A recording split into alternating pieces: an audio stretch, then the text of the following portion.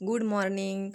4-5 दिवस झाले आमची चिंकू खूप आजारी होती. आज उठल्या पहिली बोलली आज मला शाळेत जायचंय. म्हटलं मग काय नेवा. चिंकू तुला शाळेत जायचं? जायचंय का?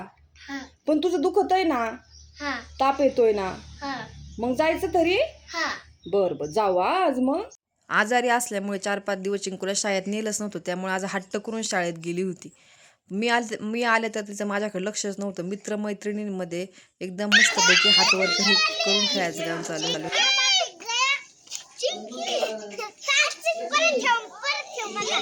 चिंकी चिंकी अगं काय